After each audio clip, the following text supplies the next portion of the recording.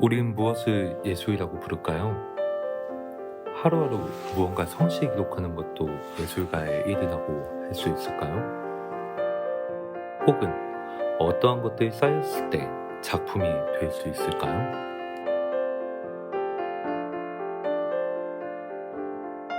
예술이란 이름은 고개를 자꾸 갸웃거리게 합니다.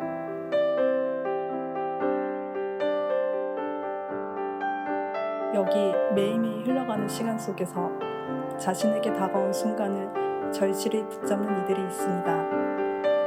이들은 바로 예술일지에 참여한 10명의 예술가들입니다. 우린 5번의 만남 속에서 다양한 이야기들을 나누었습니다.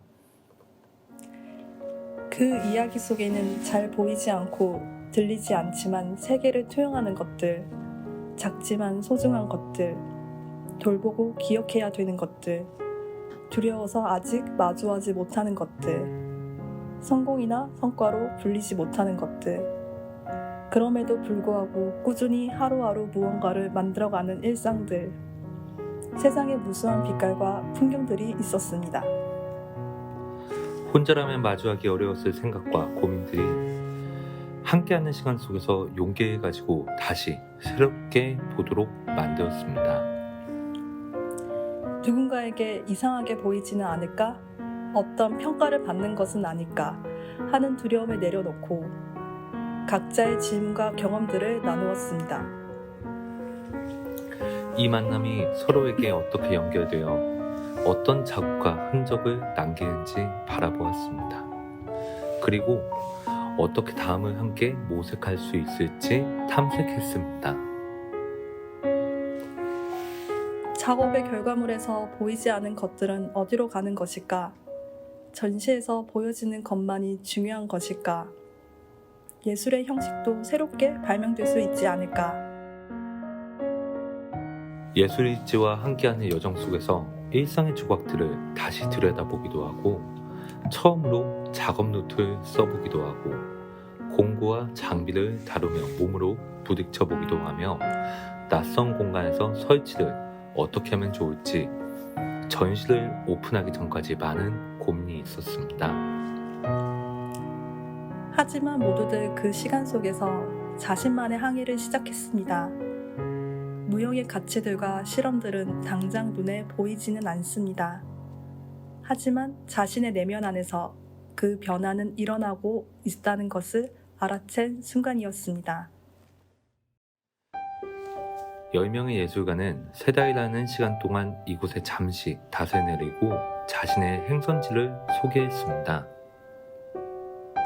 익숙한 대신 낯섦과 외로움을 선택한 사람들의 이야기를 편지 형식의 영상으로 담기도 하고 사랑이 끝난 자리에 남겨진 풍경들을 다시 바라보고 만지기도 했습니다.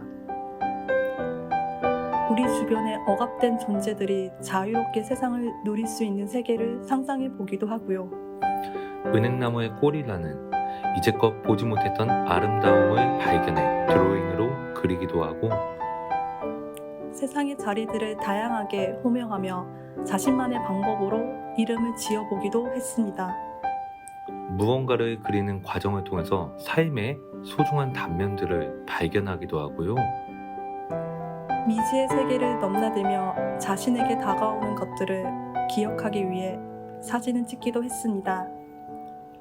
또 어떤 이는 상실한 슬픔을 애도하고 그 영혼을 엮어서 슬픔의 연대를 제안하기도 했습니다.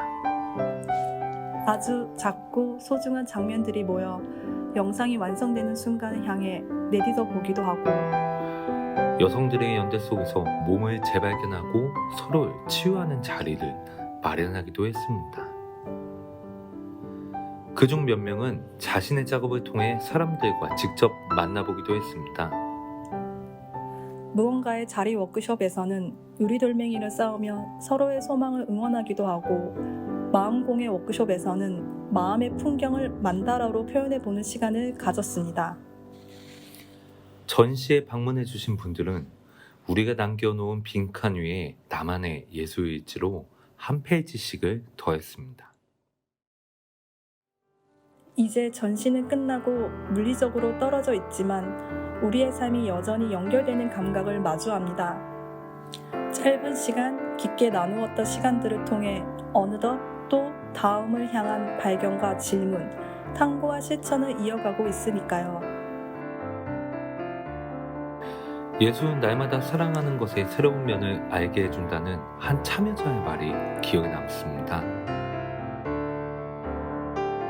예수의 일지가 당신에게도 잊고 있었던 이야기를 떠올리며 새로운 여정을 열어가기 위한 무한한 첫 페이지가 되길 바랍니다.